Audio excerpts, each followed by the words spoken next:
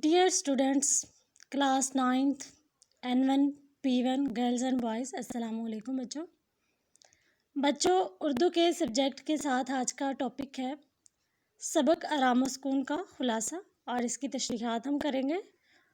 और बच्चों, ये सबक हमने पहले इसकी रीडिंग कर ली और इसकी एक्सरसाइज भी कर ली है। अगर टाइम बचेगा तो एक्सरसाइज आज हम रिवाइज़ भी करेंगे। बच्चों, आज है 3 जुलाई 2020। आइए आज के सबक का आगाज़ करते हैं। सबसे पहले हम खुलासा करेंगे और उसके बाद हम तशरीहात करेंगे। बच्चों, मुख्तलिफ़ असबाक के हम खुलासा जात और उनकी तशरीहात करेंगे। तो सबसे पहले हम खुलासा करने जा रहे हैं सबक नंबर 7 का, जिसका नाम है आराम व सुकून, और इसके मुसन्निफ़ हैं सैयद इम्तियाज़ अली ताज। बच्चों, सैयद इम्तियाज़ अली ताज बहुत बड़े ड्रामा निगार हैं और इनका मशहूर ड्रामा जो है वो अनारकली है। तो हम करने जा रहे हैं सबक आराम व सुकून का खुलासा। खुलासा बच्चों मुख्तसर होना चाहिए, तीसरा हिस्सा होना चाहिए सबक का। आप लोगों ने ये जहन में रखना है कि सिर्फ़ अहम चीज़ें आप लोगों ने बतानी है उसमें, और जो चीज़ें बार बार आ रही हैं उनको आप लोगों ने कट कर देना है, ठीक है। यानी मुख्तसर करके आप लोगों ने बताना है।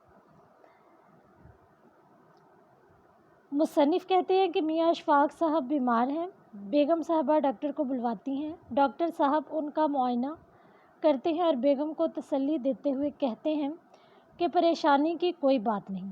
मियाँ साहब ज़्यादा काम की वजह से थक गए हैं, इन्हें दवा से ज़्यादा आराम की ज़रूरत है। बेगम साहबा डॉक्टर से कहती हैं कि आप इन्हें समझाएं कि उनके लिए आराम कितना ज़रूरी है, और ये कि हर वक्त काम में मसरूफ़ रहते हैं। मैं उन्हें आराम का कहती हूँ तो मानते ही नहीं। डॉक्टर साहब चले जाते हैं तो बेगम साहबा अपने मियाँ को आराम के लिए कहती हैं, मगर अमलन घर का माहौल ऐसा होता है कि सुकून गायब होता है। घर में बेसुकूनी की फ़ज़ा पैदा करने और शोर बर्पा करने में बेगम का सबसे बड़ा हाथ होता है। मियाँ हाय हाय कर रहे होते हैं कि मुझे सुकून की ज़रूरत है, मगर बेगम उन्हें बार बार बुलाकर आराम में मुखल होती हैं और परेशान करती हैं। कभी खाने का पूछती हैं तो न सिर्फ पूछती हैं बल्कि बाकायदा बहस भी करती हैं। कभी बुलंद आवाज़ से नौकर को डांटती हैं और बुरा भला कहती हैं।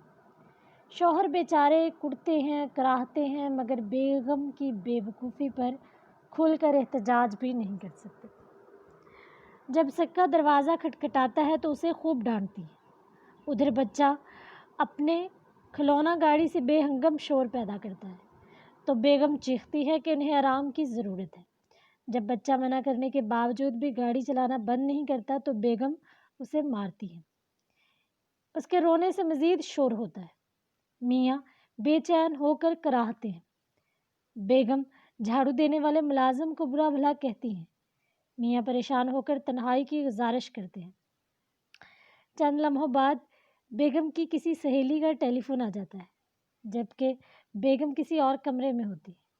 इसलिए मजबूरन शौहर ही को उठकर फ़ोन सुनना पड़ता है। बड़ी मुश्किल से बेगम की सहेली को टालते हैं। बेगम आकर नाराज़गी का इजहार करती हैं कि आपने उनका नाम क्यों नहीं पूछा। अगर उठी पड़े थे तो उनका नाम तो पूछ लेते। इसी वक्त पड़ोस से गाने की आवाज़ आने लगती है। कोई साहबजादे हारमोनियम पर गाने की मशक करने में मसरूफ़ थे। थोड़ी ही देर बाद दरवाजे पर एक सवाली आकर सदा लगाता है। मियाँ बेहद परेशानी के आलम में है। रही सही कसर नौकर लल्लू ने पूरी कर दी। वो हावन रस्ते में रीठे कूट रहा था। मियाँ तंग आकर हाय तौबा करते हैं। बेगम चीख कर नौकर को डांटती है। शौहर हाय हाय करते हुए उठकर बैठ जाते हैं। बेगम से टोपी और शेरवानी मंगवाते हैं। बेगम पूछती है कि क्यों मंगवा रही हैं, तो शौहर बताते हैं कि आराम व सुकून के लिए दफ्तर जा रहा। बच्चों, ये इसका खुलासा था। आप लोगों ने अच्छी तरह से याद करना है, और खुलासे में आप लोगों ने मुकालमे की शक्ल इख्तियार नहीं करनी कि पहले नाम लिख लिया उसके बाद इसका डायलॉग लिख लिया, बल्कि आप लोगों ने इसे फ़लाँ कहता है इस तरह करके लिखना है। यानी बेगम कहती है, शौहर कहता है, ऐसे, ठीक है। और बच्चों, आप लोगों ने मुख्तसर लिखना है, मुकालमे की शक्ल में नहीं लिखना, और 1.5 पेज का होना चाहिए, इससे ज़्यादा नहीं होना चाहिए, और तीसरा हिस्सा सबक का होना चाहिए। تو خلاصہ آپ کو 5 نمبر کا آنا ہے، 1 نمبر مصنف کے نام کا بھی ہوتا ہے، آپ لوگ مصنف کا نام لکھیں گے اور خلاصہ شروع کر دیں گے۔ بچوں ہم کرنے جا رہے ہیں سبق آرام و سکون، اس کی تشریحات۔ تو سب سے پہلے پیراگراف کی تشریح کر لیتے ہیں۔ سبق کا بچوں عنوان ہے آرام و سکون اور اس کے مصنف ہیں سید امتیاز علی تاج، یہ اس کا حوالہ متن ہوگا، ٹھیک ہے، اور ماخذ بھی اس کا آرام و سکون ہے۔ ڈاکٹر: جی نہیں بیگم صاحبہ، تردد کی کوئی بات نہیں، میں نے بہت اچھی طرح معائنہ کر لیا ہے، صرف تکان کی وجہ سے حرارت ہو گئی ہے۔ ان دنوں آپ کے شوہر غالباً بہت زیادہ کام کرتے ہیں۔ بچوں مشکل الفاظ کے معنی دیکھ لیتے ہیں۔ تردد، فکر، پریشانی، معائنہ، چیک اپ کرنا، دیکھنا، تکان، تھکاوٹ، حرارت، بخار، شوہر، خاوند، ہسبینڈ، غالباً، شاید۔ بچوں یہ سیاق و سباق آپ تقریباً ہر پیراگراف میں لکھ سکتے ہیں۔ سیاق و سباق ہے اس کا: میاں اشفاق صاحب کام کی زیادتی اور کاروباری پریشانیوں کے باعث بیمار ہو جاتے ہیں۔ ڈاکٹر صاحب انہیں آرام کرنے کی تاکید کرتے ہیں، مگر بیگم ان کے لیے بے سکونی کی فضا قائم رکھنے میں کوئی کسر نہیں چھوڑتی۔ نوکر کو بار بار بلند آواز سے پکارتی ہیں تو کبھی خوامخواہ بچے کو ڈانٹتی ہیں، دوسروں کو بار بار چپ کراتی ہیں لیکن خود ایک لمحے کے لیے بھی چپ نہیں ہوتی، گھر میں مسلسل ہنگامہ برپا کیے رکھتی ہیں۔ انہیں اندازہ ہی نہیں کہ میاں کو سکون اور خاموشی کی ضرورت ہے، وہ گھر میں میاں کو مسلسل ذہنی کوفت پہنچاتی ہیں، چنانچہ وہ تنگ آ کر دفتر جانے کے لیے تیار ہو جاتے ہیں۔ بچوں یہ سبق کا سیاق و سباق ہے، آپ کسی بھی پیراگراف میں اس کو لکھ سکتے ہیں۔ سیاق و سباق پہلے بورڈ میں 5-4 سال سے نہیں آ رہا، لیکن اس سے پہلے آتا تھا جو کہ 1 نمبر کا ہوتا تھا، آج کل نہیں آ رہا، لیکن آپ کو پتہ ہونا چاہیے سیاق و سباق کے بارے میں۔ بچوں آگے ہے تشریح۔ مصنف بتاتے ہیں کہ میاں اشفاق صاحب ایک کاروباری آدمی تھے، وہ صبح سے لے کر شام تک اپنے دفتر میں کام کرنے میں مصروف رہتے ہیں۔ کام کی زیادتی اور کاروبار کی پریشانیوں کے باعث وہ بیمار ہو گئے۔ بیگم صاحبہ بہت پریشان ہوئیں، انہوں نے ڈاکٹر صاحب کو میاں اشفاق صاحب کا معائنہ کرنے کے لیے گھر بلوایا۔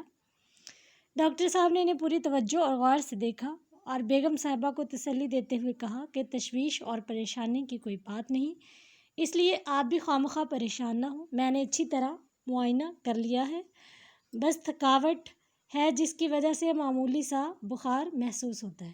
لگتا ہے کہ آج کل آپ کے شوہر کام میں مصروف رہتے ہیں اور آرام کے لیے وقت کم ملتا ہے، انہیں اپنی صحت کی طرف دھیان دینا چاہیے اور آرام کے لیے بھی وقت نکالنا ضروری ہے۔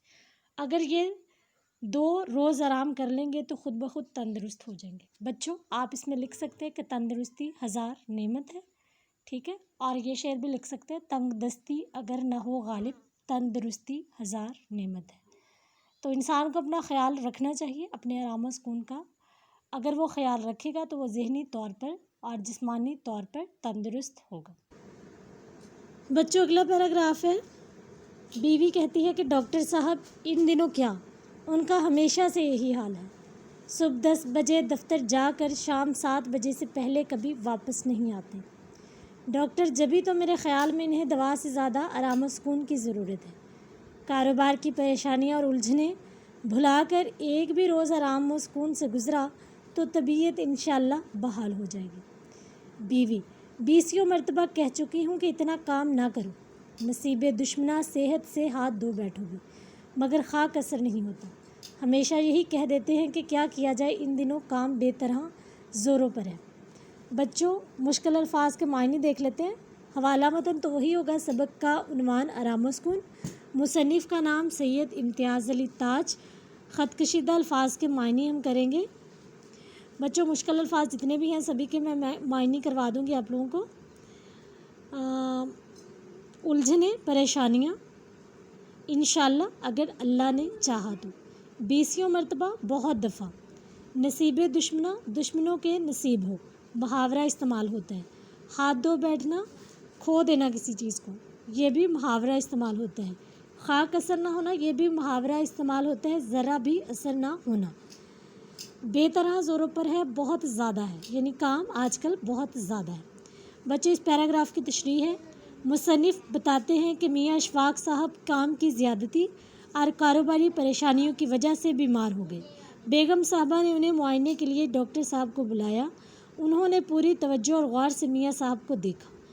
انہوں نے بیگم صاحبہ کو تسلی دیتے ہوئے کہا کہ پریشانی کی کوئی بات نہیں، بس تھکاوٹ کی وجہ سے معمولی بخار ہے۔ میرا خیال ہے کہ آج کل آپ کے میاں بہت زیادہ کام میں مصروف رہتے ہیں